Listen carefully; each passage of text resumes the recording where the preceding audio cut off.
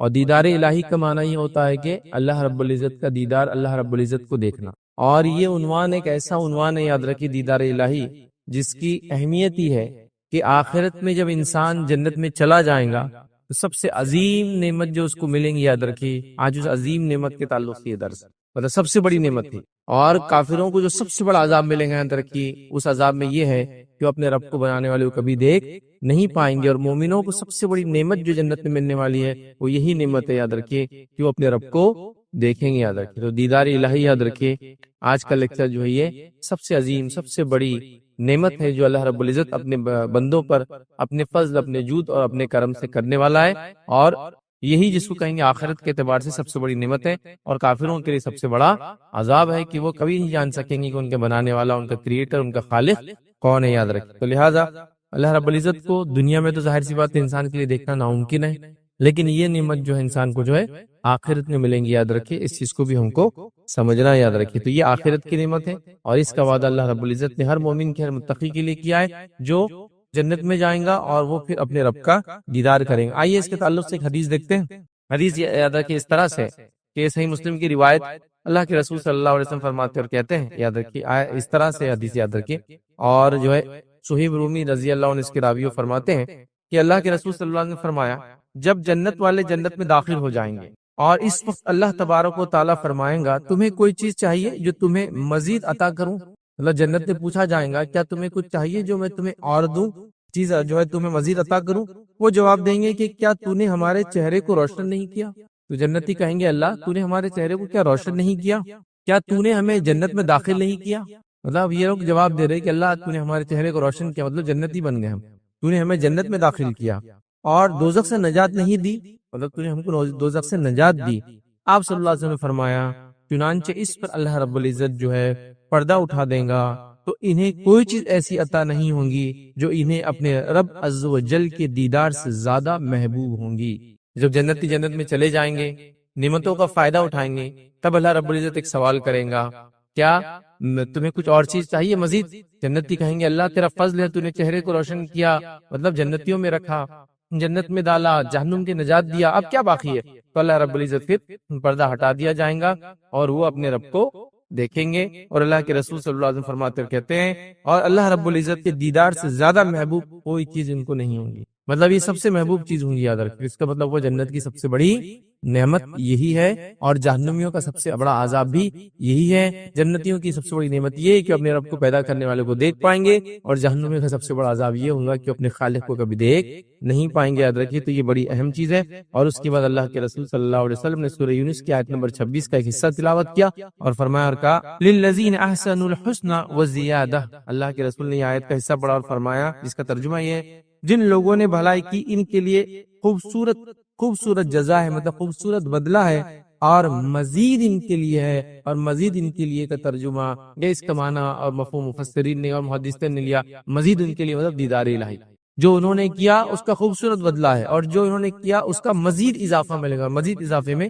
دیدار الہی۔ اور وہ حدیث صحیح مسلم کی اس میں ہم نے دیکھ چکے کہ نعمت ملیں گی، اللہ سوال کریں گا، پھر اپنا دیدار کروائیں گا، اور یہ سب سے بڑی نعمت ہوں گی، اور یہ زیادہ ہے۔ جنت میں جانا یہی سب سے بڑی نعمت تھی کہ انسان کے لیے، مطلب جہنم سے نجات، اور زیادہ ان کو دیا جائے گا، اور زیادہ سے مراد اللہ رب العزت کا دیدار ہے، یاد رکھیں۔ تو لہٰذا اللہ رب العزت کا دیدار، یاد رکھیں، یہ بڑی عظیم نعمت ہے۔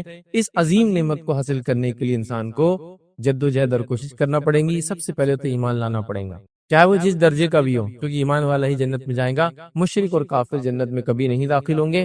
جب کبھی داخل نہیں ہوں گے تو کبھی رب کو دیکھ بھی نہیں پائیں گے، یاد رکھیں۔ تو لہٰذا یہ کنڈیشن ہے۔ بہرحال آج ہمارا ٹاپک یہ نہیں ہے کہ کون کون سے اعمال کی وجہ سے دیدار الہی ہو سکتا ہے، لیکن بیسک کرائٹیریا اور کنڈیشن تو یہ ہے کہ ایمان والا کفر کی حالت میں نہ مرے، اور پھر وہ اعمال کرے جن اعمالوں کے ذریعے انسان جنت میں جاتا ہے، ان اعمال سے بچے جسے جہنم میں جاتا ہے، اور پھر خواہش رکھے دیدار کرنے کی اللہ کی، یہ تمام چیزیں مل کر پھر ایک مومن بندہ اللہ کا دیدار کرے گا، ٹھیک ہے۔ تو لہٰذا یہ ہم نے دیکھا۔ اب آئیے دیدار الہی کے تعلق سے کچھ باتیں ہم دیکھتے ہیں، حدیث کی جو قرآن میں اور سنت میں جو ملتی ہے، اور ساتھ میں جو ہے آج کے ٹاپک کو ہم 2 حصوں میں تبدیل کریں گے یا 2 حصوں میں بانٹیں گے۔ پہلا دیدار الہی کے تعلق سے ہم دیکھیں گے کہ قیامت کے دن اللہ کا دیدار برحق ہے، یہ ہونے والا ہے، اور دوسرا ٹاپک دیکھیں گے کہ دنیا میں اللہ کو ہم کیوں نہیں دیکھ سکتے، یا دنیا میں اللہ کو کیوں کوئی نہیں دیکھ سکا، ٹھیک ہے۔ یہ دونوں باتوں کو ایک ساتھ لیں گے تاکہ ساری کلیریفیکیشن ایک ساتھ ہو جاتی ہے۔ تو آئیے سب سے پہلے دیدار الہی، اللہ کا دیدار حق ہے، یہ بات میں اس لیے کہہ رہا ہوں کہ ایسے طبقے، ایسے فرقے، ایسے گروہ مسلمانوں میں گزرے جنہوں نے اللہ کے دیدار کا انکار کیا، جس میں سب سے پہلے جو ہے معتزلہ، ٹھیک ہے، یہ وہ فرقہ تھا یاد رکھیں جنہوں نے دیدار الہی کا انکار کیا اور قرآن کو سنت کے بغیر یا منمانی تشریحات سے انہوں نے قبول کیا یاد رکھیں۔ اور یہ فرقہ عروج پہ تھا، خاص طور سے جب امام احمد بن حنبل رحمہ اللہ حیات تھے، اور ان کے حیات میں یہ سیاسی طاقت بن گیا تھا، کیونکہ اس زمانے کا جو خلیفہ تھا اس نے جو ہے اہل سنت والجماعت کو چھوڑ کر یاد رکھی اسی فرقے میں ہو جا کر شامل ہو گیا تھا۔ حالانکہ فرقہ اس سے پہلے موجود تھا، لیکن ابھی صرف کتابوں کی شکل میں، تحریری شکل میں، تقریری شکل میں اپنی تحریک کو پھیلا رہے تھے، لیکن ابھی ان کو پولیٹیکل طاقت نہیں ملی تھی یاد رکھیں۔ اور جب یہ کام تب بھی کر رہے تھے جب امام شافعی موجود تھے یاد رکھیں، امام شافعی رحمہ اللہ نے ان کے خلاف پورا محاذ کھڑا کر دیا تھا یاد رکھیں، اور ان کے خلاف بات کرتے رہے۔ اسی کے اس میں امام شافعی کو جو ہے نظر بند کر دیا گیا، مطلب جیل میں تو نہیں ڈالا گیا، لیکن ہوتا ہے نا ایک گھر میں لے جا کر رکھ دینا اور اس گھر سے آپ باہر نہیں نکل سکتے، کیونکہ امام شافعی کرتے تھے۔ حالانکہ ابھی یہ پولیٹیکلی طاقت میں نہیں آیا تھا فرقہ، ابھی صرف یہ اپنی تحریکوں کو پھیل، لیکن یہ انفلوئنشل ہو چکے تھے، منسٹر لیول تک وغیرہ جا چکے تھے، تو لہٰذا امام شافعی کو بھی ان کی تکلیفوں کا سامنا کرنا پڑا۔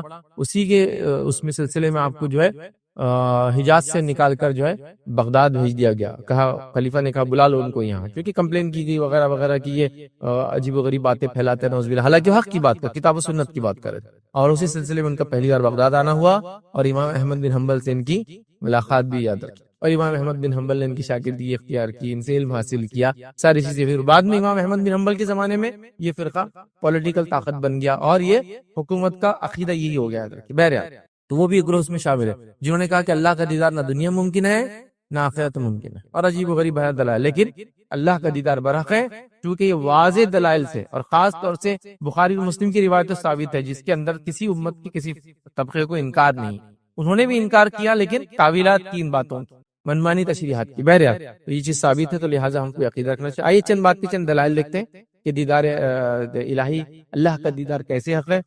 پہلی دلیل اس کے لیے ہم دیکھیں گے اللہ رب العزت کا فرمان کہ اللہ کو لوگ دیکھیں گے۔ اللہ سبحانہ تعالیٰ فرماتا ہے، کہتا ہے سورہ قیامت سورہ نمبر 75 اور اس کی آیت نمبر 22 اور 23 میں اللہ فرماتا ہے، کہتا ہے وجوہ یومئذ ناظرہ الی ربہا ناظرہ۔ اللہ فرماتا اور کہتا ہے اس روز جنتیوں کے چہرے جو ہے شگفتہ تر و تازہ ہوں گے اور با رونق ہوں گے۔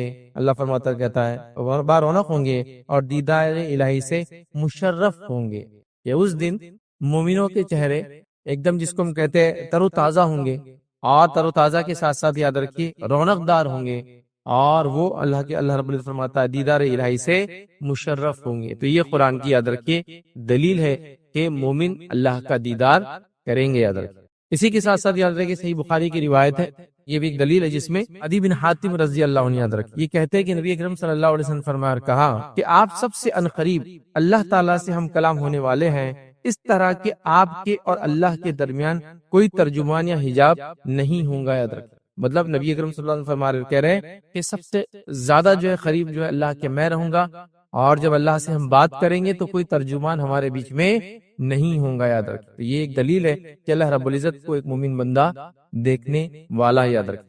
اسی طرح یاد رکھیے اللہ کو ہم جو ہے دیدار کریں گے اور یہ دیدار ہم کو نصیب ہوں گا، مومنوں کو نصیب ہوں گا، اس کے لیے تو بہرحال دعا کرنی چاہیے۔ اس کی ایک اور دلیل یہ یاد رکھیے جو بخاری کی روایت ہے، صحابہ فرماتے اور کہتے ہیں کہ نبی اکرم صلی اللہ علیہ وسلم نے فرمایا اور کہا کہ ہم نبی اکرم صلی اللہ علیہ وسلم کی مجلس میں جو بیٹھے تھے کہ اچانک آپ نے 14ویں کے چاند کی جانب دیکھا، مطلب شام کا وقت تھا، صحابہ نبی اکرم صلی اللہ علیہ وسلم کے اطراف بیٹھے تھے اور 14ویں کا چاند 14 کا جو مون ہوتا ہے آپ دیکھتے ہیں بہت چمکدار ہوتا ہے، اور 14ویں کا چاند اس لیے زیادہ سب سے چمکدار ہوتا ہے کیونکہ یہ سب سے بڑا ہوتا ہے سائز میں، چاند چونکہ 28 دن کی سائیکل میں چلتا ہے، تو 14th ڈے یہ سب سے زیادہ برائٹ ہوتا ہے، اتنا برائٹ کہ آج تک ہم کو یہ چیز کا کچھ علم نہیں، سمجھ میں بھی نہیں آتا، کیونکہ لائٹیں ہونے کی وجہ سے یہ سب ختم ہو گیا۔ لیکن جس زمانے میں لائٹیں نہیں تھی تو اس وقت تو 14ویں کے چاند کا لوگ انتظار کرتے سفر کرنے کے لیے، کیونکہ پھر رات میں بھی سفر کر سکتے تھے، اتنا روشن ہوتا ہے کہ ایک مطلب آپ چل سکتے، چیزوں کو دیکھ سکتے، مطلب کلیئر نہیں بٹ سب چیزیں آپ کو نظر آ سکتی، اتنا اچھا کلیئر ہوتا ہے۔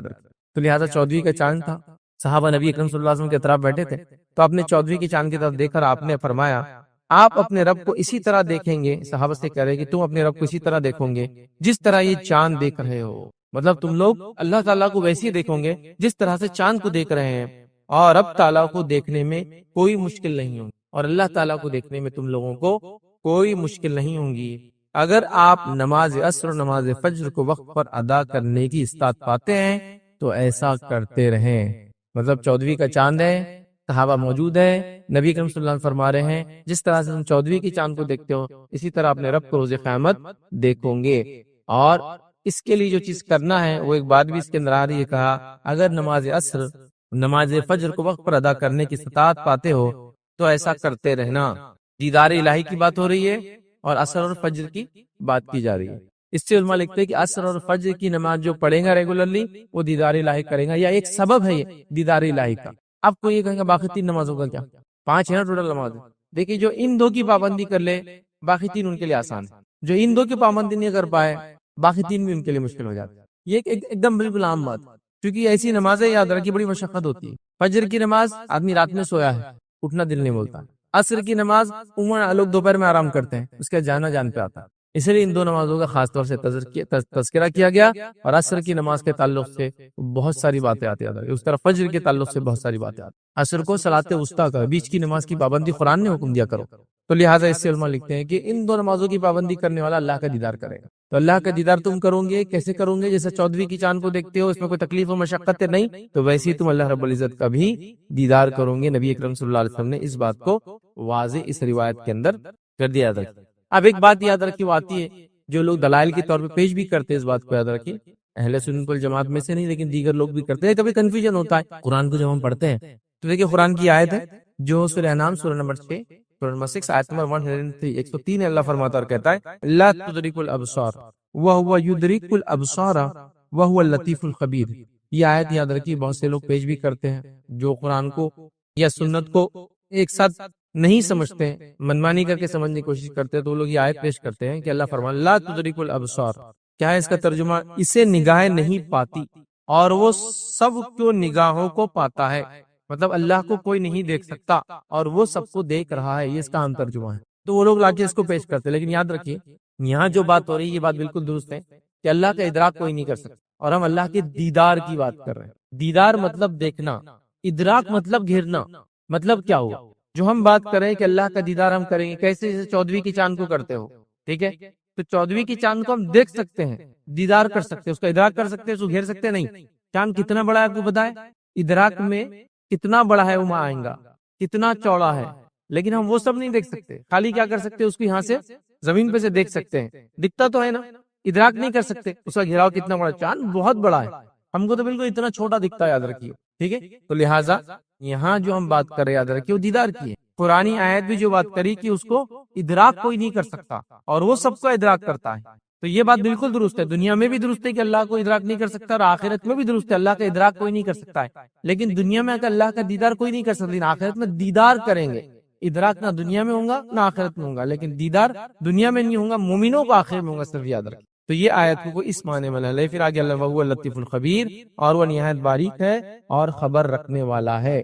تو لہٰذا اگر کوئی یہ دلیل دے کہ بھائی اس سے تو پتہ چل رہا ہے ادراک نہیں ہوگا، تو ہاں ہم بھی بولتے ادراک نہیں ہوگا. کوئی نظر اس کا ادراک نہیں کر سکتی، وہ ساری نظروں کا ادراک کر سکتا ہے لیکن اس کو دیکھ سکیں گے آخرت میں، ادراک تو نہیں کر سکتے. سورج ہے، ایک روایت میں اللہ کے فرمائے کہ جیسے تم سورج کو دیکھ سکتے ہو دن میں، کوئی تکلیف ہوتی ہے؟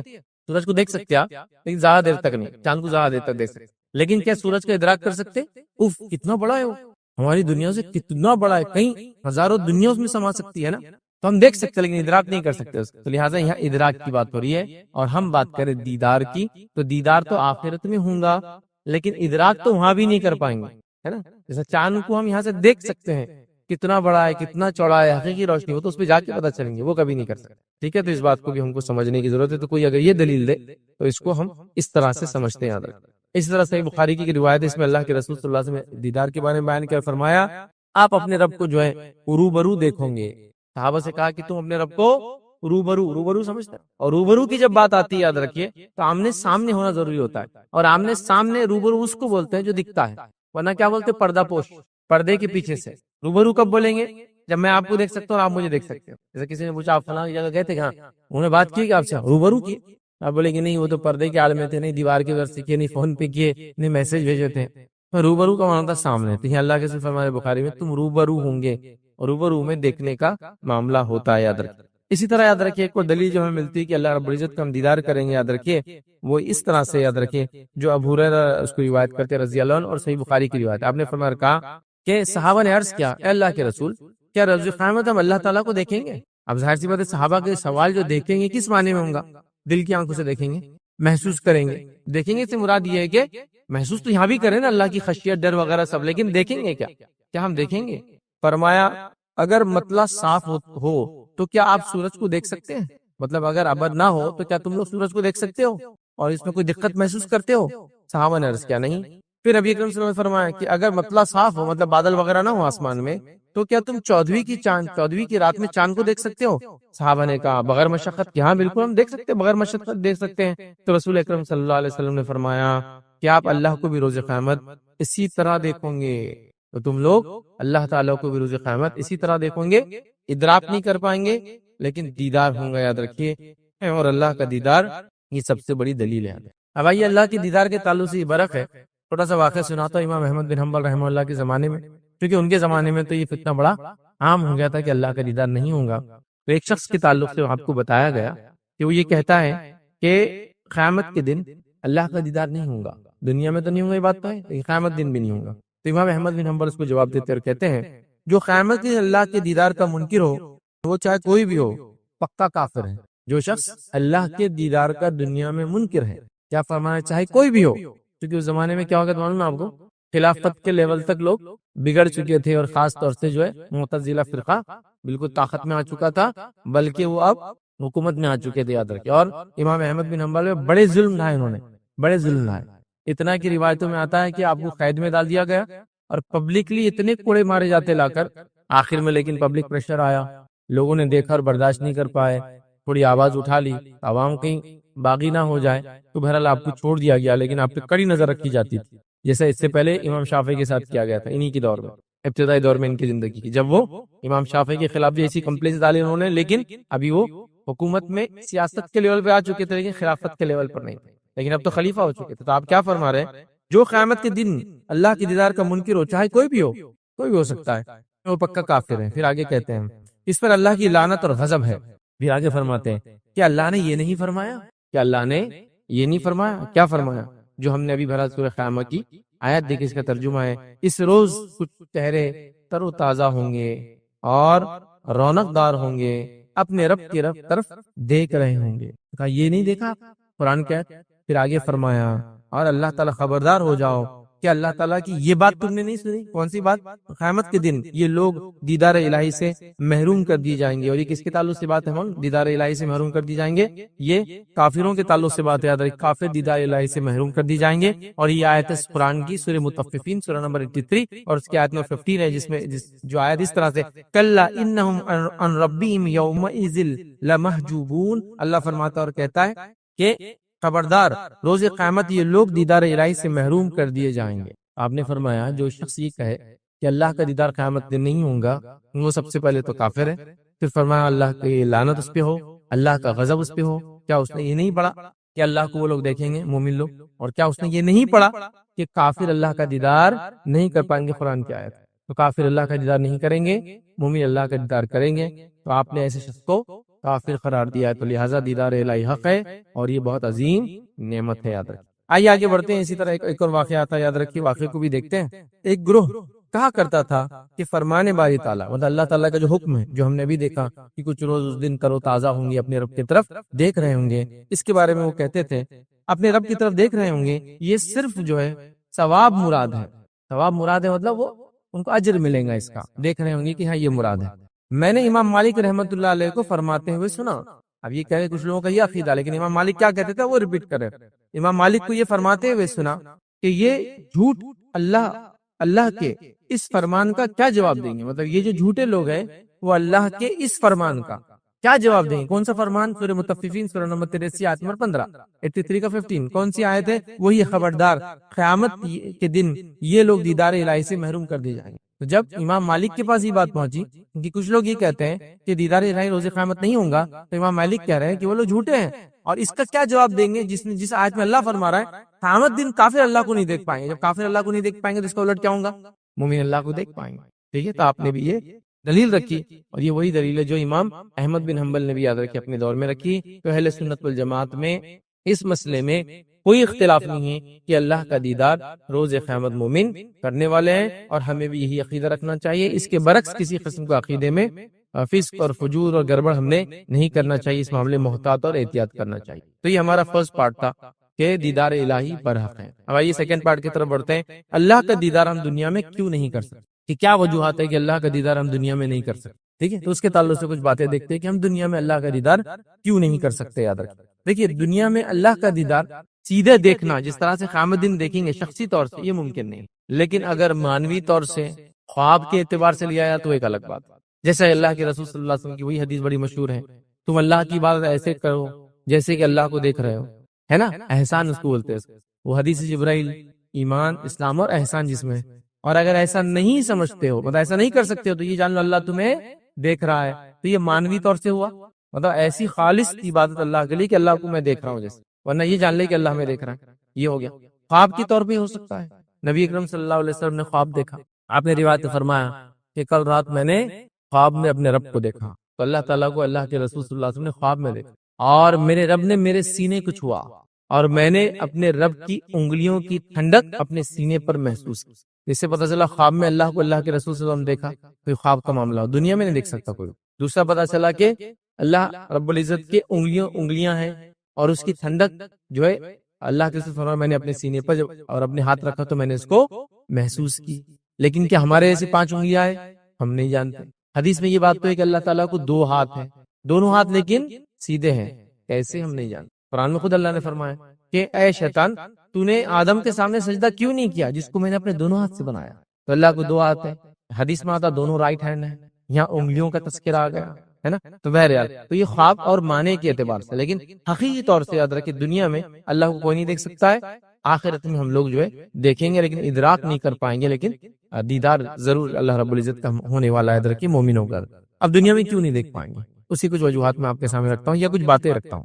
سب سے پہلی چیز تو یاد رکھیں اللہ کے نبی موسیٰ علیہ السلام، یہ وہ برگزیدہ نبی یاد رکھیں جن کو اللہ تعالیٰ نے جو وحی دی اس کے اندر کسی فرشتے کو نہیں بھیجا، آپ کو سیدھے وحی دی جاتی تھی اور آپ نے آ کر بنی اسرائیل کے سامنے سیدھے اپنی بات رکھی۔ تو موسیٰ علیہ السلام سے اللہ نے سیدھے کلام کیا، جس سے آپ کا لقب پڑا کلیم اللہ، اللہ نے جن سے ڈائریکٹ کلام کیا، ٹھیک ہے۔ اللہ رب قرآن فرماتا کہتا ہے، سورہ قصص آیت نمبر 30 میں اللہ فرماتا کہتا ہے، پھر جب وہ وہاں پہنچا تو وادی کے داہنے کنارے سے برکت والے خطے میں درخت سے پکارا گیا، اے موسیٰ، میں ہی اللہ ہوں اور تمام مخلوقات کا میں ہی حاجت روا ہوں۔ تو اللہ رب العزت موسیٰ علیہ السلام کو بلایا، موسیٰ علیہ السلام گئے، ٹھیک ہے۔ اس کے بعد موسیٰ علیہ السلام سے اللہ نے کلام کیا۔ کلام کیسے کیا کہ ایک جگہ بلایا گیا، ایک جھاڑ کے پیچھے سے آواز آئی، لیکن موسیٰ علیہ السلام تب بھی اللہ رب العزت کو دیکھا نہیں، چونکہ ممکن نہیں۔ آج اللہ فرماتا اور کہتا ہے، اور جب کتاب تورات دینے کے لیے اللہ رب العزت نے موسیٰ علیہ السلام کو بلایا تو موسیٰ علیہ السلام نے کیا کہا؟ ربی ارینی انظر الیک۔ موسیٰ علیہ السلام گئے اللہ کے پاس اور کہا، اے میرے رب، مجھے اپنے آپ کو دکھا دے، میں تجھ کو دیکھوں۔ پہلے جب آپ کو نبوت ملی، جب اللہ کو دیکھا نہیں آپ نے، لیکن بعد میں وقتاً فوقتاً اللہ سے آپ کی بات ہوتے رہی۔ اب جب توریت لینے آپ گئے تو آپ نے ایک خواہش رکھی، اے اللہ، میں تجھے دیکھنا چاہتا ہوں، ٹھیک ہے۔ اور موسیٰ علیہ السلام ہی وہ نبی ہے جو یہ کہہ سکتے تھے، وجہ یہ ڈائریکٹ اللہ سے بات کر رہے تھے، خواہش تو ہوں گی نا، جس سے میں ڈائریکٹ بات کر رہا ہوں اس کو دیکھوں، تو آپ نے اظہار کر دیا۔ اللہ رب العزت نے فرمایا، کہا اللہ تعالیٰ نے فرمایا، تم مجھ کو ہرگز نہیں دیکھ سکتے، البتہ پہاڑ کی طرف دیکھو، اگر وہ اپنی جگہ پر قائم رہ جائے تو تم مجھ کو بھی دیکھ سکو گے۔ پھر جب ان کے رب نے پہاڑ پر اپنی تجلی ڈالی تو اس کو ریزہ ہی پہاڑ ہو گیا، اور موسیٰ علیہ السلام بے ہوش ہو کر گر پڑے۔ موسیٰ علیہ السلام کو خواہش ہوئی کہ میں اللہ کو دیکھوں، توریت لینے جا رہا ہوں۔ اللہ نے کہا ٹھیک ہے، پہلے اس پہاڑ کو دیکھو، اگر اس پہاڑ کو تم دیکھ پائے، مطلب اللہ کی تجلی جب اس پہ پڑیں گی، اس سے جو روشنی، چونکہ اللہ نور ہے، پڑیں گی، اگر تم اس کو دیکھ پائے، اس حالت کو، تم مجھے دیکھ پاؤ۔ جب اللہ کی تجلی اس پہاڑ پر پڑی، پہاڑ ریزہ ہو گیا، ذرات میں تبدیل ہو کے اڑ گیا۔ موسیٰ علیہ السلام اس حالت کو دیکھ کر، اس روشنی کو دیکھ کر، اس نور کو دیکھ کر بے ہوشی کے، پھر ابھی اللہ کو نہیں دیکھا، صرف ابھی وہ روشنی نور ہے اللہ کے آگے آتا ہے۔ اس کے نتیجے میں پہاڑ ریزہ ہو گیا، موسیٰ علیہ السلام بے ہوش ہو گئے۔ پھر جب اٹھے تو اللہ سے معافی مانگ لی کہ اللہ مجھ سے غلطی ہوئی کہ میں نے ایسی چیز کا ڈیمانڈ کیا۔ پھر جب آپ کو ہوش آیا تو آپ نے فرمایا، تو پاک ہے، میں تیری طرف توبہ کیا کرتا ہوں، اور میں سب سے پہلے اس حقیقت پر ایمان لانے والا ہوں، ٹھیک ہے، مطلب اللہ کو کوئی دیکھ نہیں سکتا، میں اس حقیقت پر سب سے پہلے ایمان لانے والا ہوں۔ تو یہاں موسیٰ علیہ السلام نے پھر توبہ کی کہ اللہ سے ایک ڈیمانڈ کیا، لیکن وہ صحیح نہیں تھا یاد رکھ۔ اسی طرح یاد رکھ، بنی اسرائیل نے کلم کھلا موسیٰ علیہ السلام کو کہا جب تک ہم اللہ کو دیکھیں گے نہیں ہم توریت کو توریت نہیں مانیں گے، تو اللہ نے پھٹکار لگائی یہ دنیا میں ہی نہیں ہو سکتا۔ کیا دیکھیں قرآن میں اللہ رب العزت کیا فرمایا، سورہ بقرہ کی آیت ہے، اور جب تم نے کہا اے موسیٰ ہم تمہارا یقین نہیں کریں گے جب تک ہم اللہ کو سامنے نہ دیکھ لیں، تو تم کو بجلی نے پکڑ لیا اور تم دیکھ رہے تھے، تو اللہ نے سزا دی، ان سزا کی مستحق بنے، دنیا میں ڈیمانڈ کرنے کے نتیجے میں بجلی آئی، بجلی کی سزا ملی، ہلاک ہو گئے، کیونکہ اللہ کو دیکھنا تو موسیٰ علیہ السلام کے لیے پاسبل نہیں تھا، یہ ڈیمانڈ کر دی ہم کو دیکھنا ہے، تو اللہ نے ان کو سزا دیا۔ تو دنیا میں کوئی دیکھ نہیں سکتا، ایسی خواہش رکھنا بھی درست نہیں ہے۔ موسیٰ علیہ السلام نے کی، توبہ کرنا پڑا، قوم نے کی، سزا بھگتنا پڑا، تو ہم کو اس سے پتا چلا دیدار الہی دنیا میں پاسبل نہیں ہے، یاد رکھیے، ٹھیک ہے۔ اسی طرح جو ہے صحابہ میں سے ایک صحابی سے روایت کرتے ہوئے خبر دی کہ آپ صلی اللہ علیہ وسلم نے فرمایا اس بات کو اچھی طرح جان لو کہ تم میں سے کوئی بھی اپنے رب کو نہیں دیکھ سکیں گا حتیٰ کہ اسے موت آ جائے۔ کیا فرمانے نبی کریم صلی اللہ علیہ وسلم، تم میں سے کوئی بھی شخص اللہ تعالیٰ کا دیدار نہیں کر سکتا حتیٰ کہ اس کو موت آ جائے، مطلب موت کے بعد تو اللہ کا دیدار ہو سکتا ہے، جیتے جی دنیا میں دنیا کی آنکھوں سے اللہ کا دیدار پاسبل نہیں ہے، موت کے بعد ہی ہوں گا۔ تو لہٰذا اللہ کا دیدار موت کے بعد ہو سکتا ہے، دنیا میں نہیں ہو سکتا، اس لیے اللہ کا دیدار ہم دنیا میں نہیں کر سکتے، یہ موت کے بعد ہوگا، مطلب موت کے بعد کی زندگی ہے، اس میں جو حالات ہوں گے اس حالات میں ہم ادراک تو نہیں دیکھ پائیں گے، یاد رکھیے دنیا میں ہم دیکھ نہیں سکتے۔ آئیے ایک اور روایت یاد رکھیے، ابو ذر غفاری رضی اللہ عنہ فرماتے اور بیان کرتے ہیں کہ میں نے رسول اللہ صلی اللہ علیہ وسلم سے پوچھا، کیا پوچھا؟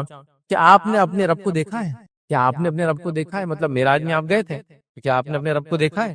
تو جواب دیا اللہ کے رسول صلی اللہ علیہ وسلم نے، وہ نور ہے، میں اسے کہاں دیکھوں، مطلب وہ روشنی نور ہے، میں اسے کہاں دیکھوں، مطلب میں اسے کیسے دیکھ سکتا ہوں؟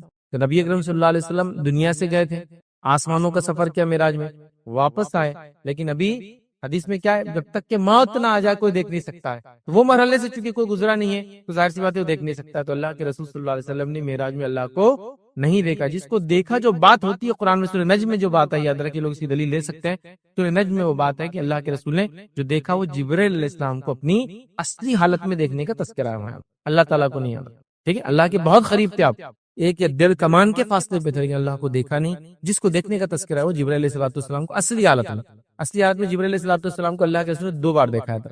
پہلی بار کب دیکھا؟ جب وہی لے کے آئے ہو غفا کے باہر، آپ جب گئے تو آپ نے دیکھا جبرائیل علیہ السلام، کیسے تھے جبرائیل علیہ السلام؟ زمین سے آسمان تک سب بھر گیا تھا، اور آپ کے پر تھے، اور پروں میں سے جو ہے ہیرے اور موتی جھڑ کر نیچے گر رہے تھے، اور حدیث میں آتا ہے کہ آپ کو 600 پر ہے، 600 یاد رکھیں، اور فرشتوں کو پر بھی ہوتے یاد رکھیں، تو جبرائیل علیہ السلام کو 600، مطلب نہیں مختلف فرشتوں کو مختلف پر ہوتے ہوں گے، لیکن جبرائیل علیہ السلام کو تو 600 پر یاد رکھیں، ٹھیک ہے۔ اور جسامت کے اعتبار سے ایسے کہ زمین و آسمان میں سب کچھ بھر گیا، اب آپ پہاڑ پہ کھڑے تو آپ کتنا دیکھ سکتے ہو، ہورائزن سب بھر گیا تھا آپ کے، اتنا میسو آپ کا سائز ہے۔ بہرحال تو یہاں جو آپ نے فرمایا میں کیسے دیکھ سکتا ہوں، وہ تو نور ہے۔ اسی طرح ابو موسیٰ اشعری رضی اللہ عنہ روایت کرتے ہیں کہ انہوں نے کہا کہ رسول اللہ صلی اللہ علیہ وسلم ہمارے درمیان کھڑے ہوئے تھے اور 5 باتوں پر مشتمل خطبہ دے رہے تھے، وہ فرما رہے ہیں کہ اللہ کے رسول صلی اللہ علیہ وسلم میں کھڑے تھے اور 5 باتوں پر مشتمل ایک خطبہ دے رہے تھے، خطاب کر رہے تھے۔ کیا خطاب کیا آپ نے؟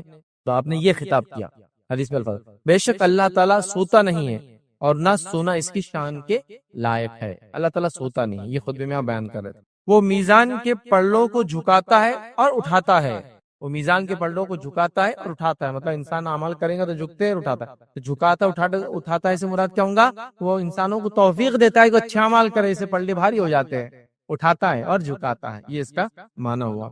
رات کے اعمال دن کے اعمال سے پہلے اور دن کے اعمال رات سے پہلے اس کے سامنے پیش کر دیے جاتے ہیں، اس کا جو ہے پردہ نور ہے، اس کا پردہ نور ہے، اور اس پردے کو کھول دے تو اس کے چہرے کے نور جہاں تک پہنچیں گا اس کی مخلوق کو جلا ڈالیں گا، اس لیے اللہ کا دیدار دنیا میں نہیں کر سکتا، کہ اللہ کا نور جہاں تک پہنچیں گا، مخلوقات جہاں تک دیکھ پائیں گی وہاں تک سب چیز جل جائیں گی، جس کی مثال وہ پہاڑ ہے جو موسیٰ علیہ السلام کے واقعے میں جل گیا تھا۔ اب اس پہاڑ کے تعلق سے تھوڑا سا ایک بات بتا دوں آپ کو کہ بہت سے لوگ یہ ان کا کہنا اور ماننا ہے کہ وہ جو پہاڑ جو جلا تھا اسی سے کیا بنا معلوم آپ کو؟ سورما یہ بہت کامن ہے کہ وہ پہاڑ جل گیا تھا تو اس سے خول بنا، سورما بنا جو ہم آنکھوں میں لگاتے۔ تو اللہ تعالیٰ کو دنیا میں کیوں نہیں دیکھ سکتے ہم لوگ؟ اس لیے کہ اللہ تعالیٰ جہاں تک مخلوق دیکھ پائیں گی سب جل جائیں گی۔ کیا فرمایا آپ نے؟ اور اگر اللہ پردہ کھول دے تو اس کے چہرے کے نور، اس کا چہرے کے نور جہاں تک اس کی نگاہیں پہنچیں گی اس کی مخلوقات جل جائیں گی. تو جہاں تک اللہ کی نگاہ پہنچیں گی اس کی مخلوق جل جائیں گی. اس لیے اللہ ایک پردہ ہے، دنیا میں کوئی نہیں دیکھ سکتا ہے. نہ موسیٰ علیہ السلام نے دیکھا، نہ نبی اکرم صلی اللہ علیہ وسلم نے دیکھا، نہ کسی اور نے کبھی اللہ تعالیٰ کو دیکھا. ٹھیک ہے، مومن آخرت میں ہی یہ کام کر پائے. اب آئیے ایک وجہ پتہ چل گئی ہم کو، موت ضروری ہے دیدار کے لیے. دوسری وجہ پتہ چل گئی موت کے ساتھ ساتھ ابھی دنیا میں اس لیے نہیں دیکھ سکتے کہ اللہ کی نظر جہاں تک جائیں گی چیزیں ہلاک اور برباد ہو جائیں گی، ختم ہو جائیں گی. اسی طرح حضرت مسروق رحمۃ اللہ علیہ فرماتے اور کہتے ہیں کہ میں نے عائشہ رضی اللہ عنہا سے عرض کیا، امی جان کہ کیا محمد صلی اللہ علیہ وسلم نے شب معراج میں اللہ کو دیکھا تھا؟ عائشہ رضی اللہ عنہا ہے اور یہ ظاہر سے تو امت کی ماں ہے، وہ سوال کر رہے ہیں. تو ماں عائشہ جواب دے رہی ہے، فرما رہی تم نے ایسی بات کہہ دی ہے جس سے میرے جسم کے رونگٹے کھڑے ہو گئے. تم نے ایسی بات کر دی آج میرے سامنے کہ میرے جسم کے رونگٹے کھڑے ہو گئے ہیں. کیا تم ان 3 باتوں سے بے خبر ہو؟ جو شخص بھی تم سے یہ 3 باتیں بیان کرے وہ جھوٹا ہے. خیر وہ 3 باتیں نہیں، ہم ایک بات ہمارا جو ہے اصل وہ لیں گے، اور وہ یہ ہے کہ جو شخص یہ کہے کہ محمد صلی اللہ علیہ وسلم نے اپنے رب کو دیکھا معراج میں، وہ جھوٹا ہے. کون فرما رہا ہے؟ ماں عائشہ فرما رہی. کون ہے یہ؟ نبی اکرم صلی اللہ علیہ وسلم بیوی ہے، اور بیوی سے تو ہسبینڈ شوہر اپنا کوئی راز نہیں چھپاتا. مطلب اتنی بڑی چیز اگر دیکھی ہوں گی تو بیان کر دی جائیں گی. چھپانے والی تو چیز نہیں ہے نا، یہ تو بتانے والی چیز ہے کہ اپنے رب کو میں نے دیکھا. عائشہ میں گیا تھا سفر میں، اور ایسے بہت سارے واقعات میں جس میں بتایا گیا اللہ تعالیٰ نے فلاں کیا، تم سے فلاں کیا، اللہ تم سے محبت کرتا، اللہ تم کو فلاں کرتا ہے. جیسے کہ مائی خدیجہ کو نبی کرم صلی اللہ علیہ وسلم فرمایا جب آپ کے گھر میں اللہ کے رسول تشریف فرما تھے اور جبرائیل علیہ السلام آپ کے پاس آئے اور آ کر وحی دی. اس کے بعد جبرائیل علیہ السلام نے اللہ کے رسول کو کچھ باتیں کہی. اللہ کے رسول نے خدیجہ سے کہا، خدیجہ جبرائیل آئے ہیں اور وہ تم کو سلام کرتے ہیں، ٹھیک، اور ساتھ میں انہوں نے تمہارے لیے اللہ رب العزت کا سلام لے کر آئے. تو خدیجہ جو ہے وہ ہوگی ایک دم، اور خوش بھی ہوگی، ظاہر سی بات ہے، مطلب خوشی اور غم جیسا ہوتا ہے نا، رونا جس آدمی کے ویسی ہوگی کیفیت. اور جبرائیل علیہ السلام کو تو آپ نے جواب دے دیا اور کہا اللہ کے سلام کا میں کیا جواب دوں، اللہ خود سلام ہے. تو مطلب جس میں ہم یہ کہہ سکتے ہیں کہ آپ کے فضائل میں ایک فضیلت ہے کہ اللہ نے آپ کو سلام بھیجا. ماں خدیجہ کو جبرائیل علیہ السلام نے آپ کو سلام کیا، تو اللہ کے رسول نے فوراً بتا دیا. ٹھیک، تو اللہ کے رسول بتا دیتے. تو ماں عائشہ کو کیوں نہیں بتائیں گے؟ ایک تو بیوی ہے اور عام خاتون بھی نہیں ہے. بہت تجسس تھا، آپ کو معلومات لینے کی بہت خواہش تھی کہ آپ نے کیا کیا، کب کیا، کیسے کیا، سب پوچھتی تھی بار بار. تو کہا جس نے یہ کہا کہ اللہ کے رسول صلی اللہ علیہ وسلم نے اللہ تعالیٰ کو معراج میں دیکھا ہے، اس نے جھوٹ کہا. لہٰذا اللہ کے رسول میں نہیں دیکھا اور موسیٰ علیہ السلام نے نہیں دیکھا. موت اس کے لیے ضروری ہے اور دنیا کی آنکھوں سے ہم دیکھ نہیں سکتے. اللہ کا پردہ ہٹ جائے تو ساری مخلوق اس کے ہلاک ہو جائیں گے. یہ باتیں ہمارے سامنے آ گئی ادر کے لحاظ ہم دیکھ نہیں سکتے. اس کے بعد ماں عائشہ نے یہ آیت پڑھی، لا تدرک الابصار وهو يدرك الابصار، جو ہم نے آیت پہلے دیکھی تھی کہ اسے نگاہیں نہیں پا سکتی لیکن وہ نگاہوں کا احاطہ کیے ہوئے ہے. ٹھیک، پھر اس کے بعد یہ آیت آپ نے تلاوت کی اور فرمایا، سورہ شورى کی آیت، اور سورہ شورى 42 آیت نمبر 51 فرمائی تلاوت کی، کسی بشر کے لائق نہیں ہے کہ اللہ تعالیٰ اس سے کلام کرے. ٹھیک، نہ اس سے کلام کرے مگر وحی کے ذریعے اور پردے کی آڑ سے یا اپنا فرشتہ بھیج دے. کیسے؟ وحی کے ذریعے. اللہ کے رسول نے جو وہاں ملی آپ کو وحی ملی نا معراج میں، وحی کے ذریعے بات بولی گئی، سنی گئی، دیکھا نہیں گیا. یا پھر فرمایا پردے کی آڑ سے، اور اللہ تعالیٰ جب اپنے رسول کو بھیج دے. تو یہ 3 وحی کے جن 3 طریقوں سے وحی بھیج جاتی ہے، تینوں طریقے اس کے اندر ہے، اس آیت کے اندر. ایک دل میں بات ڈالنا، ایک پردے کی آڑ سے وحی دینا، اور ایک فرشتے کو بھیجنا ہے. تو یہاں آپ نے فرمایا نہیں، پردے کی آڑ سے جو وحی ملی، پردے کی آڑ سے ملی. اللہ رب العزت کو اللہ کے رسول صلی اللہ علیہ وسلم نہیں دیکھا، تو لہذا دیدار الہی دنیا میں ناممکن ہے. اس کے لیے موت ضروری ہے، ایمان کی حالت موت ضروری ہے، اس کے بعد ہی یہ ہو سکتا ہے، ورنہ دنیا میں یہ نہیں ہو سکتا ہے. ادر کی اب دیدار الہی کی کیا وجوہات ہو سکتی ہے، یہ وجہ بن سکتی، بہت مختصر رکھوں گا. کئی وجوہات ہیں اس کی. یاد رکھ، سب سے پہلی چیز تو یاد رکھیے دیدار الہی ان کو ہوگا جو ایمان کی حالت میں مریں گے. دوسرا، کافروں کو دیدار الہی نہیں ہوگا، جو ہم نے سورہ مطففین کی آیت دیکھ لی. ایمان پہ مرنے والوں کو دیدار الہی ہوگا، کافر دیدار الہی نہیں کریں گے. دیدار الہی کرنے کے لیے آپ کو گناہوں سے بچنا ہوگا، اور وہ کچھ مخصوص گناہوں سے تو خاص بچنا ہوگا. کون سے گناہ ہیں؟ کئی روایتیں ویسے تو، اور کئی گناہ ہیں، کچھ خالی یاد دہانے کے لیے رکھ رہا ہوں. ان گناہوں سے بچنا پڑے گا جس میں اللہ کے رسول نے فرمایا کہ اللہ تعالیٰ ایسے لوگوں پر رحم نہیں کریں گا، رحم کی نگاہ نہیں ڈالیں گا. بہت سارے گناہ جیسے کہ احسان کر کے جتلانے والے پہ اللہ رحم نہیں کرے گا، رحم کی نگاہ نہیں ڈالیں گا. اسی طرح احسان جتلانے والے کے علاوہ متکبر فقیر، اسی طرح بوڑھا زانی، اسی طرح کپڑے کو ٹخنوں سے نیچے لٹکانے والا، اور بھی ایسے حدیث میں 3 کے الفاظ ہیں. 3 لوگ ہیں جو جنت میں نہیں جائیں گے، جہنم میں 3 لوگ فلاں، تو ان کے اندر یہ الفاظ ہے. نظر کرم نہیں ڈالیں گا، مطلب دیکھیں گا نہیں، جب اللہ نہیں دیکھیں گے مطلب ہم بھی نہیں دیکھیں گے اللہ کو، ایسا ہوتا ہے. تو گناہوں سے بچنا پڑے گا، یاد رکھیے، اللہ کا اگر دیدار ہم کو کرنا ہے. اس طرح نیکی کو ہم کو کرنا پڑے گا، یاد رکھیے. اسی طرح اللہ کے دیدار کی خواہش رکھنا پڑیں گی، یاد رکھیے، تب اللہ کا دیدار ہوگا. کیونکہ حدیث میں الفاظ ہے جو اللہ کے دیدار کی خواہش رکھتا ہے تو اللہ بھی اس کے دیدار کی ہے اس سے. جو اللہ کو ملنا پسند کرتا ہے تو اللہ بھی اس سے ملنا پسند کرتا ہے نا. تو یہاں ملنا پسند سے مراد کیا ہے؟ آپ کسی سے ملنے جائیں گے تو اس کی دیدار بھی کریں گے نا. جو خواہش رکھتا ہے اس کے ساتھ ہوگا. اسی طرح اگر عمل کے اندر لے تو مخصوص 2 عمل بتا سکتا ہوں جس کو اگر ہم خاص طور سے کریں تو دیدار الہی آسان ہو جاتا ہے. وہ ہے عصر کی نماز اور فجر، جو ہم نے حدیث کے اندر ہی دیکھی. اللہ کے رسول نے کہا کہ تم کوشش کرو عصر اور فجر پڑھو، دیدار الہی کے ساتھ اس کو کنیکٹ کر دیا. اس سے پتہ چلا یہ 2 نمازیں، پتہ ہی چلا یہ 2 نمازیں جو پڑھتا ہے 5 نمازیں پڑھتا ہے. پھر تو یہ 2 نمازیں مشکل ہے، تو جب مشکل نمازیں پڑھ رہا ہے تو باقی نمازیں تو آسان ہے. فجر میں اٹھنا کتنا مشکل ہے. خیر اللہ کے لیے دوپہر میں جا رہے ہیں، دکان بند کرے تو اثر بھی غائب، سیدھا مغرب میں آ کے مغرب سے شروع ہو رہی ہے اپنا مغرب عشاء، پھر ظہر سیدھا اس کے بعد. تو جو نمازیں پڑھ رہا ہو تو مطلب نمازوں کا جو پابند ہو، نیکی کرنے والا ہو، ایمان کی حالت میں مرا ہو، کفر کی حالت میں نہ مرا ہو، ٹھیک ہے، تو ایسے لوگ یاد رکھیے. اور وہ خاص گناہ ویسے اللہ دیکھنا پسند نہیں کریں گا بندے کو، ان گناہوں سے بچیں گا. تو یہ سارے اعمال دیدار الہی کے لیے جس کو ہم کہیں گے وجوہات میں سے، وجہ میں سے ایک وجہ بنیں گے. تو کچھ باتیں ہیں کہ گناہوں سے ہم بچیں، نیکی کو ہم کریں اور نیک لوگوں میں ہم شامل رہیں تو دیدار الہی ہوں گا. تو دیدار الہی حق ہے، اللہ کا دیدار یاد رکھیے یہ حق ہے، اور یہ جنتیوں کے لیے سب سے بڑی نعمت ہے اور جہنمیوں کے لیے سب سے بڑا عذاب ہے کہ اپنے کریٹر کو کبھی دیکھ نہیں پائیں گے اور یہ اپنے رب کو دیکھ پائیں گے. اور جنتیوں کو جنت میں دیدار الہی سے محبوب کوئی چیز نہیں ہوگی، مطلب ساری نعمتیں پھیکی پڑ جائیں گی اللہ کے دیدار کے سامنے. تو لہٰذا ہم لوگوں کو اللہ کے دیدار کی طلب رکھنا چاہیے، اور حقیقی طلب یہ ہے کہ ہم نے اعمال ویسے کرنا چاہیے جس اعمال کی بنیاد پر دیدار الہی ہوتا ہے، ورنہ صرف دعائیں چالو ہے، اعمال غائب ہے، تو یہ سب چیزیں نہیں ملتی. اور امت مسلمہ کا اکثر کہا یہ ہے ہم دعاؤں سے کام چلانا چاہتے، عمل سے نہیں کہ اللہ مجھے نمازی بنا دے. ٹھیک ہے نا، عمل بھی تو کرو، اٹھنے کی کوشش کرو، جانے کی کوشش کرو، دل کو بنانے کی کوشش کرو، نفس کو کے غلام بننے کے بدلے نفس کو اپنا غلام بناؤ، پریکٹیکلی کچھ کرو نا. ہم سب دعا پہ چلا رہے ہیں اللہ مجھے جو ہے فلاں چیز کروا دے، دعاؤں سے چلا رہے، ہم وہ کرنا بھی پڑیں گا ادھر کی. تو لہٰذا دیدار الہی اگر ہم چاہتے ہیں یا مانگتے ہیں تو ہمیں ویسے اعمال بھی یہاں کرنا چاہیے جس کے نتیجے میں دیدار الہی ہوتا ہے. کہ تو چند باتیں ہم دیکھی، تو دیدار الہی حق ہے اور اس کا کوئی انکار نہیں کر سکتا، اور ہمیں اللہ تعالیٰ سے مخصوص کے لیے دعا کرنی چاہیے کیونکہ جنتیوں کے لیے سب سے بڑی نعمت یاد رکھیے. اسی پہ اپنی بات کو ہم ختم کریں گے. اللہ رب العزت سے دعا ہے. تو دیکھیے سب سے پہلی چیز وحدت الوجود یہ ہے کہ کوئی انسان یہ کہے کہ اللہ تعالیٰ ہر جگہ موجود ہے. وحدت الوجود مطلب یہ کہ جو کچھ ہے دنیا میں سب اللہ ہے. وحدت کہتے ایک کرنے کو، وجود مطلب اس کے وجود، جو کچھ دنیا میں سب اللہ ہے. یہ ہے وحدت الوجود کا عقیدہ جو عموماً ہمارے پاس ہمارے اطراف میں جو قومیں پائی جاتی ہیں اس میں جو ہندو ہوتے ہیں ان کا یہ عقیدہ ہوتا ہے وحدت الوجود. مطلب آپ ہے تو آپ بھی بھگوان ہے، بچہ ہے تو بچے بھی بڑا بھگوان ہے، اس میں بھگوان ہے، جانور میں بھگوان ہے، پتھر میں بھگوان ہے، ہر چیز جو وجود میں ہے سب گاڈ ہے. تو یاد رکھیں وحدت الوجود کا اسلام سے کوئی تعلق نہیں، آپ سب جانتے ہیں. اللہ تعالیٰ کے تعلق سے ہم جاتے ہیں، اللہ کی ذات ایک ہے. وہ کہاں ہے وہ بھی ہم کو معلوم ہے. الرحمن علی العرش استوى، رحمان عرش پر استوا کیے ہوئے. تو ظاہر سی بات ہے ہر جگہ موجود بھی نہیں ہے، ہاں اس کا علم ہر جگہ ہے. اب کچھ لوگ یہ کہتے ہیں حاضر اور ناظر، وہ اسی سے نکلتا ہے. دیکھیے اللہ تعالیٰ کا ناظر ہونا تو صحیح ہے، مطلب ہم کو دیکھتا ہے، ہم اس کو نہیں، وہ ہم کو دیکھتا ہے. لیکن حاضر کیسا ہو سکتا ہے؟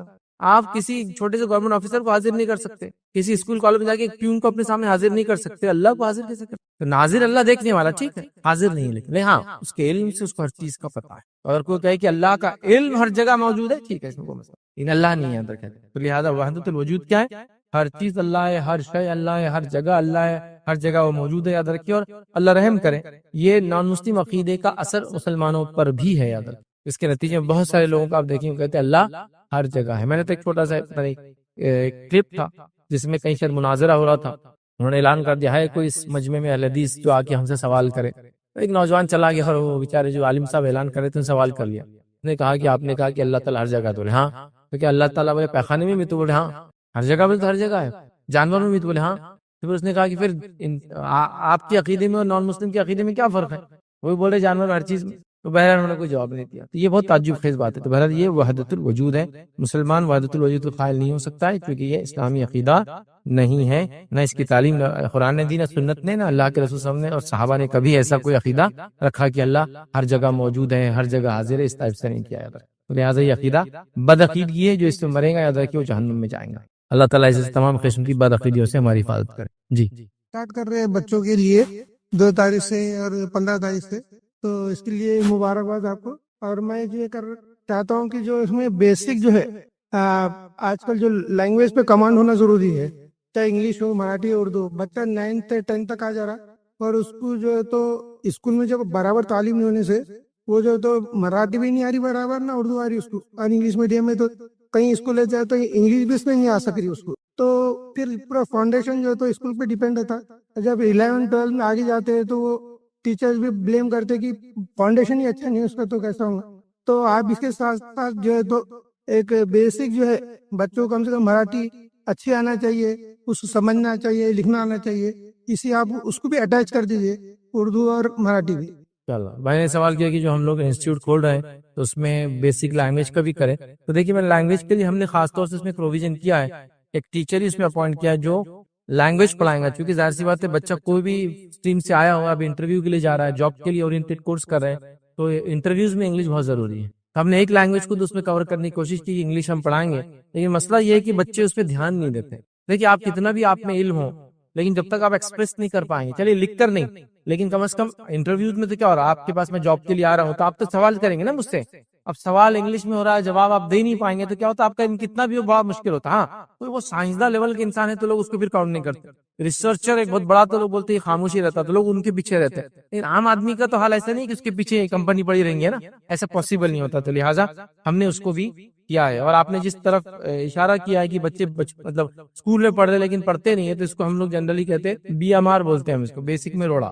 ٹھیک ہے، مطلب بنیاد میں روڑا رہتا ہے ان کے، وہ آگے کچھ کر ہی نہیں پاتے. مطلب basic science, basic math, basic education, مطلب لینگویج نہیں آتی. تو بہرحال اس کورس کے اندر ہم نے خاص وہ کیا ہے، بلکہ اتنا بھی پروویژن کیا کہ اگر کوئی بچہ خواہش مند ہے تو 3 مہینے کا انگلش کا کورس فری پڑھ سکتا ہے.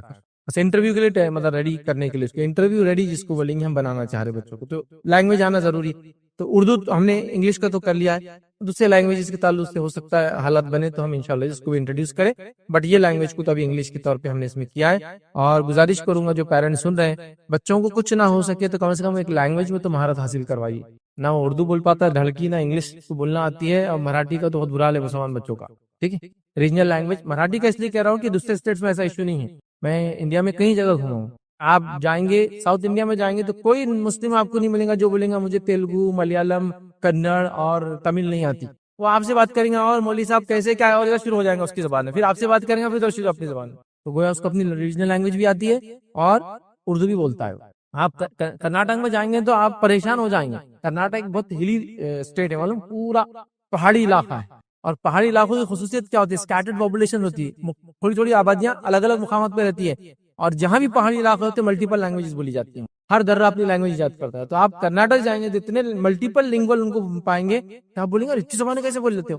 مطلب ابھی ادھر بات کر رہا تو آپ پوچھیں گے یہ تو کچھ الگ ہی دکھ رہا تھا، جیسے مراٹھی اور عربی دکھ رہی ہے تو بولیں گے نوائتی بول رہا تھا میں. ادھر بات کریں گے تو آپ بولیں گے اس میں بھی تھوڑا سنسکرت دکھ رہی ہے تو بولیں گے میں کنڑ بات کر رہا. کنڑ میں سنسکرت کے بہت سارے ورڈز آتے ہیں. پیچھے کسی سے بات کریں گے آپ بولیں گے یہ کون سی زبان ہے تو بولیں گے تورو بول رہا تھا میں. فلاں جگہ یہ کیا کر رہا تھا بولیں گے بیری بول رہا تھا میں. اور ساؤتھ کرناٹک کے اگر لوگ ہیں تو ملیالم بھی بولتے ہیں. آپ اپنے سے اگر کوئی مینگلور گیا ہوں گا تو ایسا کوئی آپ نے شہر دنیا میں دیکھا جہاں اتنی زبانیں ایک ساتھ لوگ بولتے ہیں. عربی بولنے والے لوگ ملیں گے ایک دم فلوئنٹلی، کنڑ بولنے والے لوگ فلوئنٹلی ملیں گے، بیری، تولو، اس کے بعد آپ کی نویتی اور ملیالم. اور خود میں بھی ہوتے ہیں، یہ مسجد میں ملیالم خطبہ چالو، اس میں بیری میں خطبہ، اس میں تولو میں خطبہ، اس میں اردو میں خطبہ، اس میں انگلش میں خطبہ. تو 5-7 زبانیں تو ایسے گھر میں ایسی چل رہی ہوں گی. کیونکہ جو سامان بیچنے لوگ پہاڑی علاقوں سے آتے ہیں وہ تولو بولتے ہیں، ان کو کنڑ برابر نہیں آتی. تو انہوں نے سبزی خریدنا ہے تو تولو سیکھے ہوئے. تو اتنی لینگویج، تعجب ہوتا مائیں اتنی زبانوں میں بچوں سے کوآرڈینیٹ کری پڑے. تو یہ ہے. لیکن مہاراشٹر کا معاملہ تھوڑا الگ ہے. آپ گجرات بھی چلے جاؤ تو مسلمان گجراتی بولتا وہاں کا. آپ MP چلے جاؤ تو مسلمان ہندی بولیں گا. مطلب آپ ہندی سمجھتے نا، مطلب اردو والے نہیں کیسے اب جناب والا نہیں چلتا ہو، ہندی والا بالکل آپ دیکھیں گے وہ. ہاں جب مطلب درس تدریس خطبہ ہے تو اردو میں رہے گا لیکن ہندی بولتے ہیں، بہت بہت اچھی ہندی بولتے ہیں. آپ اڑیسہ چل جائیے اڑیا بولتے ہیں مسلمان وہاں. آسام چل جائیے آسامیز بولتے ہیں، بنگال چل جائیے بنگالی بولتے ہیں. یہ مسئلہ صرف یہاں کا ہے. راجستھان چل جائیے تو مارواڑی بولیں گے. راجستھانی مسلمان آپ دیکھیے اکثر مارواڑی بولیں گے، یا وہاں کی جو بھی زبان ہے. مسئلہ ہم لوگوں کا ذرا سینٹرل مہاراشٹر کا بہت خطرناک ہے. ہم لوگ ریجنل لینگویج نہیں جانتے کہیں بھی. مطلب آپ جتنا بھی جو حیدرآباد اسٹیٹ کا پارٹ تھا نا وہاں تو بالکل نہیں بولی جاتی. تو ہم لوگوں کا بڑا مسئلہ ہے. ایسا نہیں ہونا چاہیے. تو لینگویج بہت ضروری ہے. علاقائی زبانیں کا آنا چاہیے آپ کو ہونا چاہیے. اگر ویسے ترتیب میں سب سے پہلے آپ کو عربی سیکھنا چاہیے. آپ نے عربی نہیں آتی تو اردو کم از کم سیکھنا چاہیے. اس کے بعد انٹرنیشنل لینگویج انگلش سیکھنا چاہیے. لوکل لینگویج مراٹھی آپ کو آنا چاہیے. ایک ریجنل لینگویج، ایک انٹرنیشنل جو ہے ایک اللہ کی کتاب کی لینگویج. اتنا ہونا چاہیے یاد رکھیے، اتنے لینگویج 2-3 تو ہونا ہی چاہیے. بہرحال انشاءاللہ کوشش کریں گے کہ اردو وغیرہ کو مراٹھی کو بھی اس میں انٹروڈیوس کیا جائے. کسی نے ایک سوال کیا کہ کیا ہم جنات کو کبھی دیکھ سکتے ہیں، ان کا باڈی شیپ کیسا ہے؟ دیکھیے ہم جنات کو دیکھ سکتے نہیں دیکھ سکتے واللہ عالم، مجھے کچھ نہیں پتا. ہاں ہو سکتا ہے جنت میں جانے کے بعد ہم ڈیمانڈ کریں تو دکھا دی جائے، چونکہ وہ کوئی ایسی چیز نہیں جو ہڈن ہو وہاں جانے کے بعد. لیکن ایسی کوئی ٹیکسٹ نہیں ہمارے پاس جہاں یہ بتایا گیا کہ یہ لوگ جائیں گے اور جناتوں کو دیکھیں گے ان کی اصلی شکل صورت ہے. تو مے بی جنت جب چلے جائے، دنیا میں تو نہیں دیکھ سکتے ان کو اصلی شکل میں یاد رکھیے، اللہ نے ہماری نظر سے ان کو اجھل کر دیا ہے. ہاں وہ جب بھی ہم کو دکھیں گے وہ کوئی شکل لیں گے جس میں ہم اس کو دیکھ سکتے ہیں، لیکن اس کی اصلی شکل نہیں ہوگی. لیکن آخرت میں ہم ایسا کر سکتے ہیں، مطلب ان دا سینس میں کوئی دلیل میرے پاس کچھ بھی نہیں ہے، لیکن چونکہ جنت میں آپ نے جو خواہش کریں گا ملیں گا، یہ روایت ہے. تو انسان سوچیں گا اللہ میں دیکھنا چاہتا ہوں جن کیسے تھا، اللہ بتا دیں گے. اللہ تو نے آدم کو پیدا کیا تو مٹی کہاں سے اٹھائی گئی تھی بتاؤں گا، اللہ بتا دیں گے. وہ سینس میں ہو سکتا ہے. جیسا جنت میں انسان کو اولاد نہیں ہوں گی، نکاح ہوں گے لیکن اولاد نہیں ہوں گی. لیکن اگر کوئی سوال کرے، کوئی آدمی چاہے مجھے اولاد ہو تو ہو سکتی ہے، تو جنت میں جو خواہش کریں گا وہ ہو جائیں گا. آپ سمجھ رہے نا؟ جنت میں نکاح ہوں گے لیکن بچے نہیں ہوں گے، لیکن انسان خواہش کروں گا تو ہو سکتا ہے کہ اللہ مجھے اولاد چاہیے، اللہ دے دیں گا اس کو. وہ ایک الگ بات ہے. تو جنوں کو ہو سکتا ہے دیکھیں، اس کی کوئی دلیل میرے پاس نہیں ہے کہ کوئی حدیث میں آتا ہے کہ جن انسان جائیں گے پھر وہ کریں گے. بلکہ جنت میں جنوں کے علاوہ اور بھی مخلوقات ہونے والی ہیں، جس کے تعلق سے حدیث میں الفاظ آتے ہیں. صحیح مسلم کی روایت ہے کہ جب جنتی جنت میں چلے جائیں گے، جنت کا ایک بڑا حصہ خالی رہے گا، تو اللہ تعالیٰ اس کو آکیپائی کرنے کے لیے، اس کے آکیپینٹس کے لیے ایک نئی مخلوق پیدا کریں گا، وہ اس کو آکیپائی کر لیں. تو جنت میں آپ جانے کے بعد خواہش کر سکتے ہیں اگر یاد ہو تو سب چیزیں، کیونکہ ہم کو پتہ نہیں ہوا کیا یاد ہوگا اور کیا نہیں ہوگا. تو آپ جنوں کو تب دیکھ سکتے ہیں، دنیا میں اس کی اصلی حالت میں ان کو نہیں دیکھ سکتے ہیں. کسی نے سوال کیا محشر میں جب حساب و کتاب ہوگا کیا تب بھی اللہ کا دیدار ہوگا؟ نہیں، محشر میں اللہ کا دیدار نہیں ہوگا. ریزن مین کہ محشر میں سب ہے، مومن ہے، کافر ہے، منافق ہے، سب ہے، نہیں ہوگا.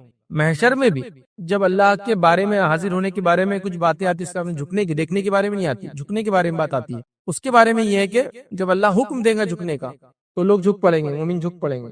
لیکن منافق جھکنا چاہیں گے لیکن پیٹ ان کی سخت ہو جائیں گے اور کافروں کو ہٹا دیا جائے گا، کیونکہ وہ تو آلریڈی جہنم کے لسٹ میں جا چکے ہیں. منافق اور مومن جمع ہوں گے، تو جب جھکنے کا حکم سجدے کا، مومن سجدہ کریں گے، منافق کی پیٹ اللہ کڑک کر دیں گے اور جھک نہیں پائیں گا. اس سے پتہ چل جائے گا یہ منافق. تو منافق بھی اب نکل گئے. اللہ نے ان کو ذلیل کرنے کے لیے مومنوں میں لایا پہلے، تاکہ سب مومن دیکھ لے کہ منافق جھک نہیں سکتا اللہ کے سامنے. اور دنیا مسلمان تھا نا، دھوکہ دیا تو وہاں اس کا دھوکہ کھولے گا، پھر وہ بھی جہنم میں جائیں. لیکن وہاں دیدار نہیں ہے، اللہ کے حاضر حضور ہوں گے لیکن دیدار نہیں ہے.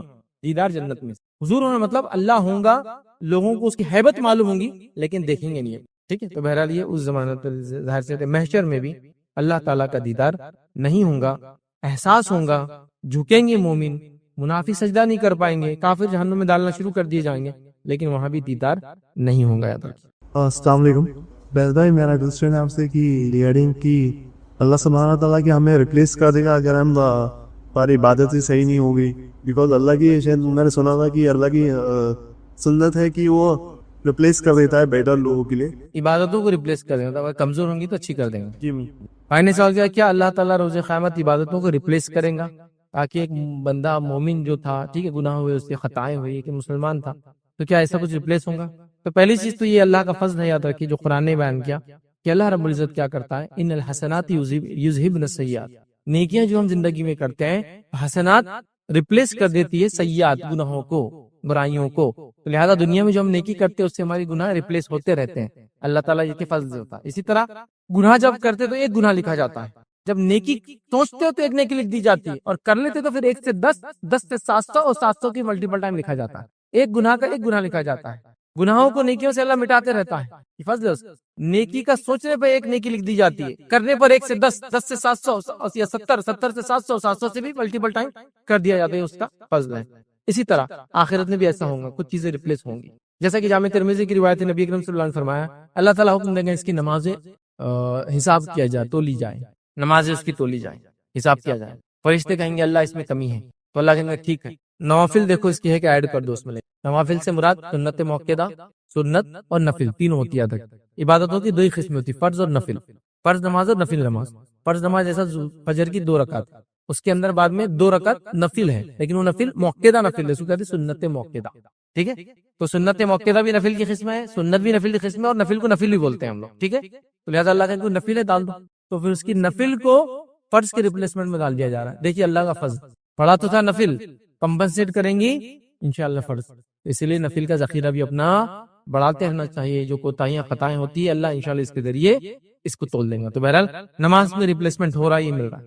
اور نماز کے تعلق سے میں اور آپ سب جانتے ہیں عقیدہ توحید کا سب سے امپورٹنٹ پوائنٹ ہے. توحید اور نماز کے بعد ہی سارے عمل قبول ہوتے ہیں. تو اس میں ریپلیسمنٹ موجود ہے، توحید میں ریپلیسمنٹ موجود نہیں، اس میں کمی ہوں گی جہنم میں ہمیشہ. نماز ہے تو ریپلیسمنٹ موجود ہے. ٹھیک، باقی سب عبادت تو کنڈیشنل ہے. اور انسان کو چاہیے وہ کرے. روزہ سال میں ایک بار، صحت ہے تو ہے، سفر ہے تو معاف ہے اگلی بار رکھے، صحت اچھی ہے تو بعد میں رکھے. صحت کبھی اچھی نہیں ہوئی، جیسا ڈائبٹی کے بیچارہ روزہ رکھ ہی نہیں سکتا، ایسی بیماری کی بوڑھا ہو چکا ہے، تو پھر پورے معاف ہے، خالی فدیہ دیتے رہے، اس کے بدلے نا ایک ایک مسکین کو کھانا کھلانا. تو اللہ تعالیٰ نے کھانے سے ریپلیس کر دیا روزے کو جو چھوٹ گئے ہمارے، ہے نا.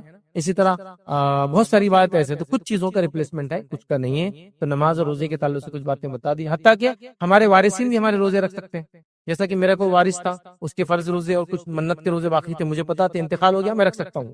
پورے لوگ مل کے بھی رکھ سکتے گھر کے کہ بھائی چلو ان کے 30 روزے باقی تھے، تم 4 رکھ لو، تم 4 رکھ لو، تم 4 رکھ لو، میں 6 رکھ لیتا ہوں. ایسا بھی کر سکتے ہیں آپ. نظر کے روزے اور فرض دونوں ہو سکتے ہیں. تو یہ ریپلیسمنٹ ہو گیا.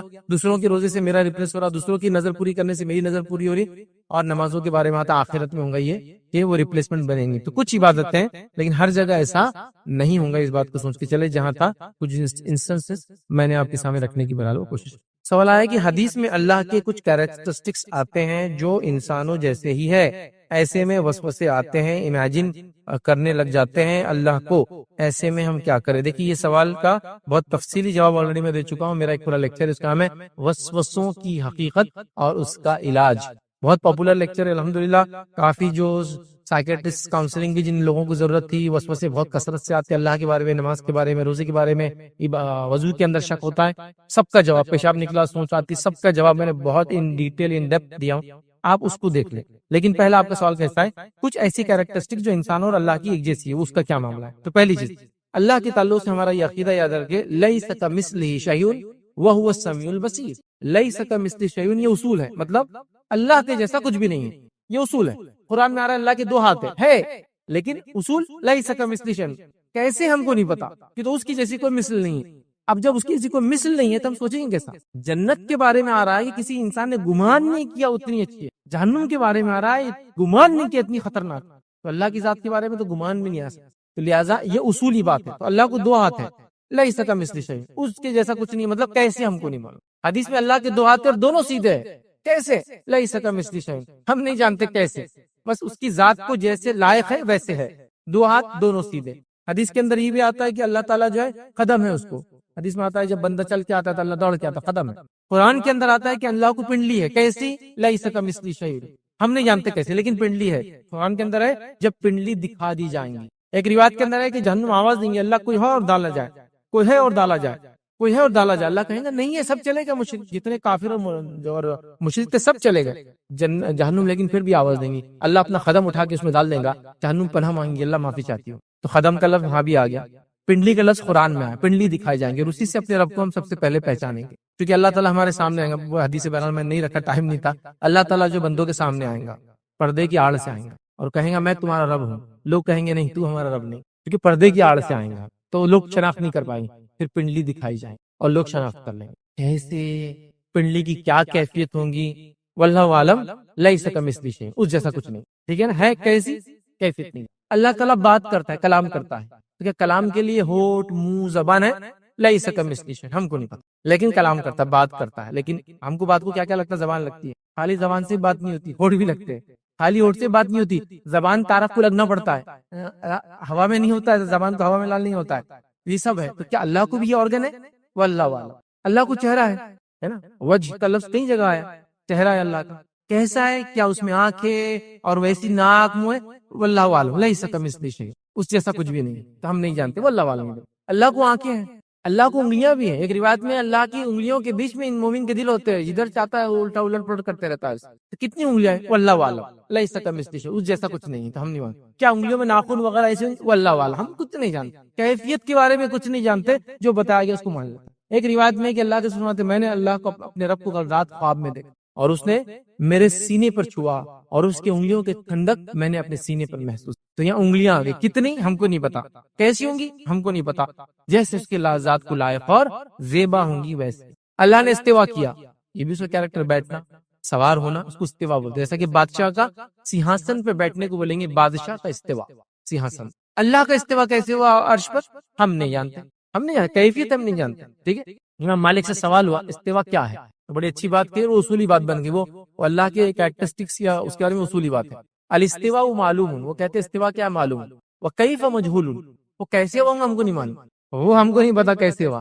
دیکھیں استوا اللہ کی جب ہم بات کریں کہ اللہ نے استوا کیا، سوار ہوا، تو ایک بادشاہ کس کا سوار ہونا ہے، غلام کا سوار ہونا ہے، ایک آدمی کا سوار، فرق ہوتا ہے نا. ایک عام آدمی کو بولی آ کے بیٹھی وہ الگ بیٹھے گا، ایک بادشاہ کو بولی آپ بیٹھیے ایک الگ ڈھنگ سے بیٹھے گا، ایک فقیر کو بولی بیٹھیے تو آتا نیچے بڑھ جاتا ہے، ارے آپ اوپر آئیے، نہیں با میں کوئی سب. ہر کسی کا استوا اس کی ذات کے حساب سے ہوتا ہے. تو اللہ کے استوا کے بارے میں بات ہم نہیں جانتے.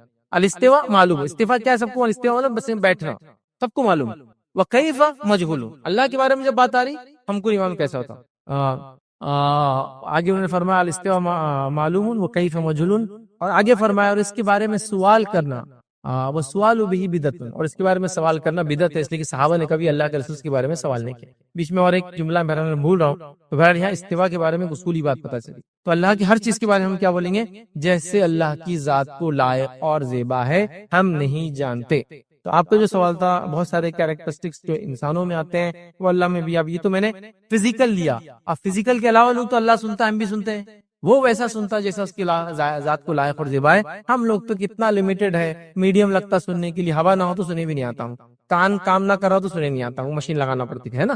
اللہ کا ویسا نہیں، انلمیٹڈ مطلب انفائنائٹ، مطلب انفائنائٹ لفظ بھی درست نہیں ہے اس کے لیے، اتنا زیادہ ہے نا.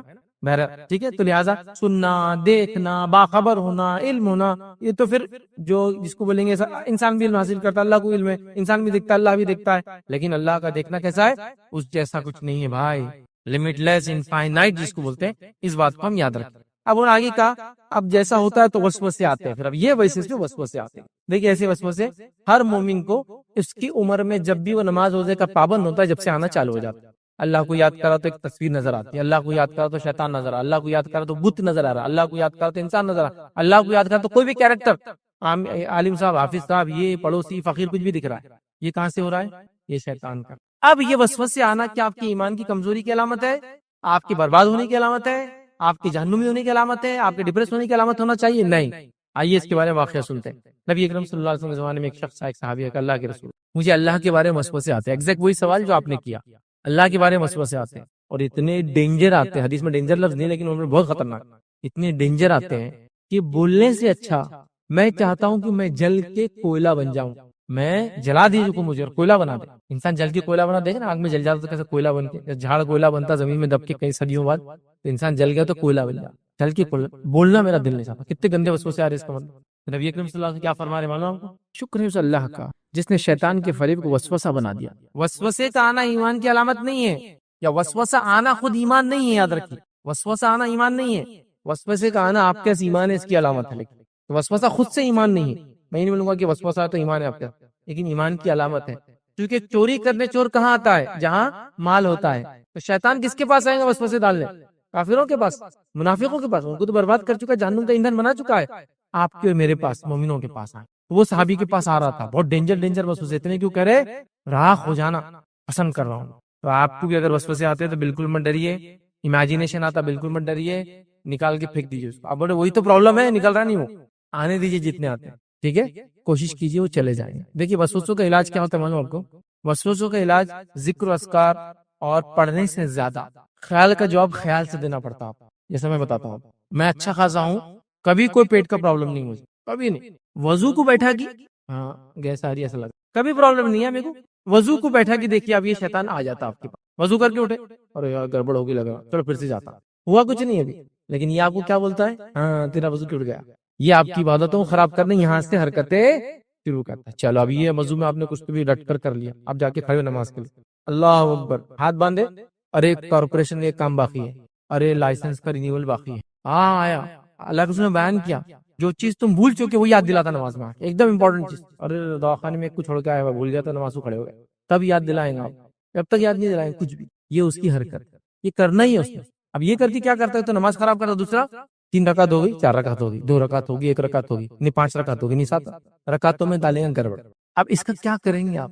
کیسے جواب دیں گے؟ تو اس کا جواب آپ کو یہیں سے دینا جہاں وسوسے آ رہے ہیں. جیسا وضو کے لیے گیا، وضو کیا میں وسوسہ آ رہا ہے کہ ہوا خارجی وضو ٹوٹ گیا، تو آپ نے کیا بولنا وسوسے کو؟